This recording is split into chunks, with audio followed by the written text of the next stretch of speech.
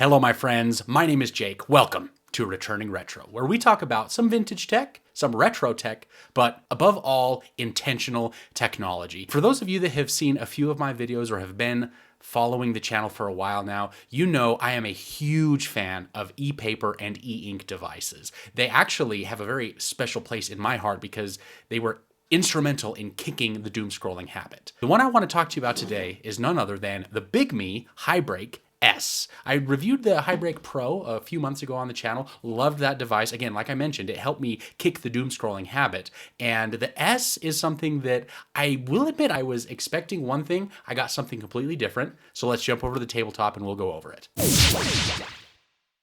The BigMe HiBreak S. Guys, this has been an actually pretty surprising little device. You get a lot for what you pay for on this one. So diving right in, let's go do a bit of a hardware tour. Down on the bottom, you've got the USB Type-C with your microphones.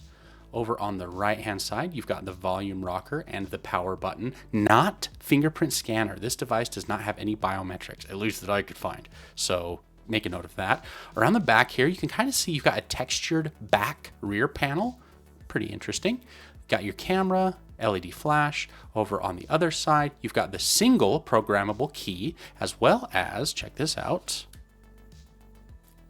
a hybrid SIM tray. So you can either do dual SIM or you can do single SIM plus SD card. And then across the top, nothing going on at all. And then obviously on the front, you've got this nice e-ink display. So a couple of major differences between the HiBreak S and its older brother, the HiBreak Pro. Obviously the size, can be a little bit deceiving here, my friends. It looks like it's maybe a little bit smaller, but in the hand, it feels quite a bit smaller. The HiBreak Pro has two programmable keys. You can see there to the one on the S, and then on the Pro, you do have the fingerprint reader built into the power button, as well as an IR blaster up on top. And interestingly, this does not have a expandable storage tray on the HiBreak Pro, whereas you do have that on the S. So pretty neat. It does also come with a pretty decent transparent protective case right in the box. And that's really the only other thing that comes in the box. It doesn't have a cable, it doesn't have a power brick. And so I think maybe they were trying to reduce the cost by not including those. So you can see here, I've got Niagara Launcher on here. Works pretty great. Now I've programmed the key to do a long press to get to the e-ink center. I have it on the magazine speed. So to give you an idea of what that refresh looks like here scrolling, you can kind of get an idea.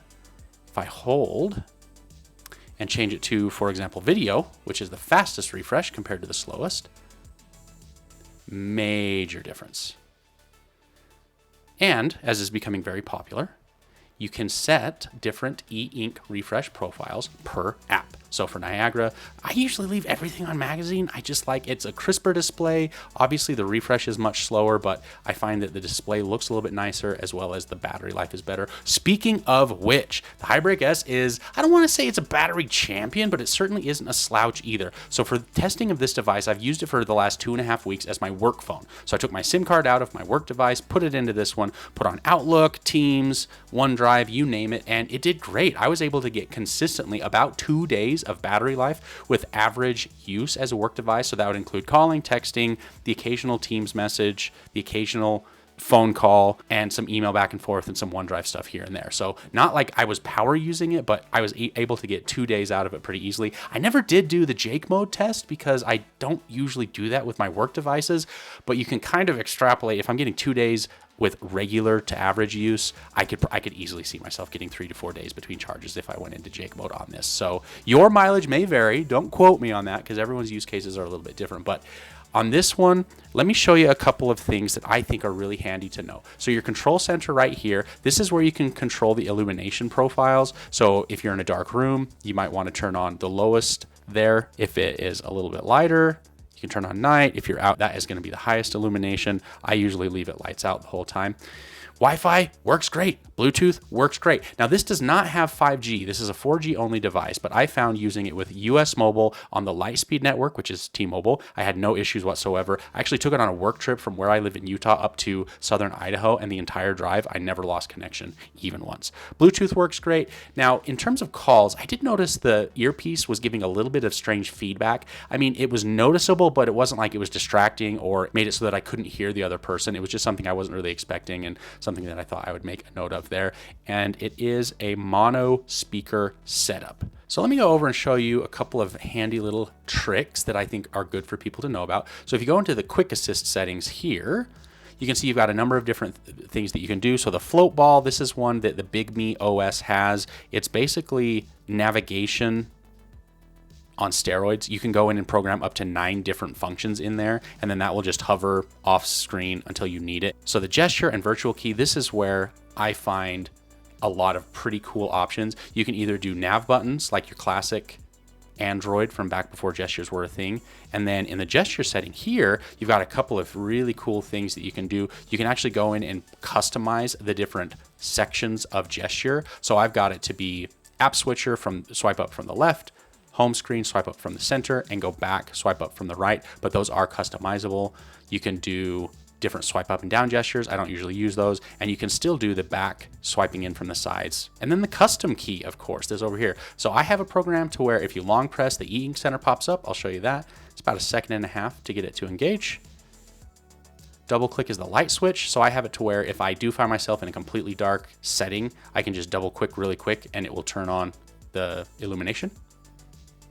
And then single click is just a refresh. Now, in terms of performance differences between these two, it is, I would say, somewhat noticeable, but not by any means a deal breaker. I was actually surprised. I was expecting the S to be significantly underpowered in compared to the Pro, and I didn't find that to be the case. I found it noticeable, but definitely not a deal breaker at all. In terms of the Android skin, BigMe OS is one that kind of is an acquired taste. At first, when I started using these devices, I thought it was a bit heavy, and honestly, it probably is, but I've gotten used to it. I have found that with the different iterations and updates that they've pushed out to these different devices, they have fine-tuned it quite well. Definitely not perfect. It's not what I'm saying here, but it is something that you get used to, and I find it to be improving all the time. Speaking of software, one little thing I have to call it out: Google Messages. RCS Works! I didn't expect that with this. I don't know. Some devices, RCS will connect, but then it will actually not send or receive RCS messages. It will just convert them to SMS or MMS. But with the HiBreak S here, both connected RCSs and RCS would actually function. So for a lot of people, probably not going to be a big deal if they use the likes of Telegram, Signal, WhatsApp. But in the US and I think North America broadly, RCS is becoming a more and more popular feature as sort of an iMessage alternative. Guys, that's too funny. While I am recording this, literally, I get an update prompt. That is cool. And just to give you guys a little bit of an idea on the refresh here, I've got it set to the default. We'll just put it on magazine. We'll go over here to my channel trailer. Give you guys a little idea for the refresh. Whoa! So I'm going to pause it real quick, bring up the e-ink center. Like I said, it's about 1.5 seconds for it to show up. Change it to the video refresh. Do a full refresh there of the screen, and then go again.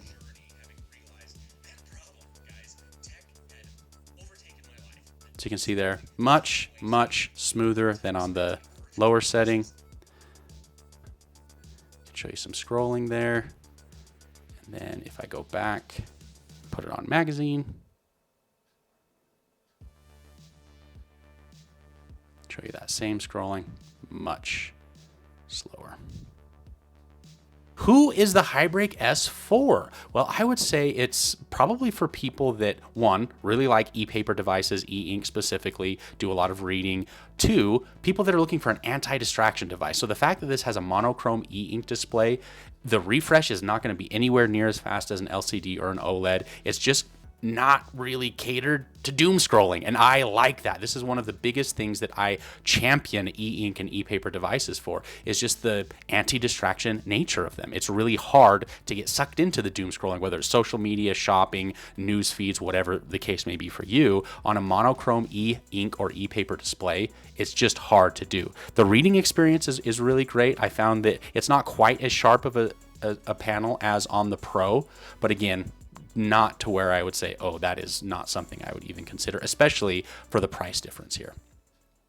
Yeah, my friends, I don't really know what else to say. The HiBreak S has been such a surprisingly great device, especially for the cost. I have to kind of preface it that if you are someone looking for an iPhone with e-ink, this is not going to be it. But if you're looking for something that can do everything you would need a smartphone to do, but just do it in a less distracting way, I think that the HiBreak S is really hard to beat, especially for the price. Thanks so much if you made it this far into the video. Please go to the description, check out the links. I've got multiple different ways you can connect with me. Lots more to come on the channel. I've got a number of different devices that I'm making videos on right now, a number of devices that I'm going to be getting into the channel soon. So stick around, you're not going to want to miss it.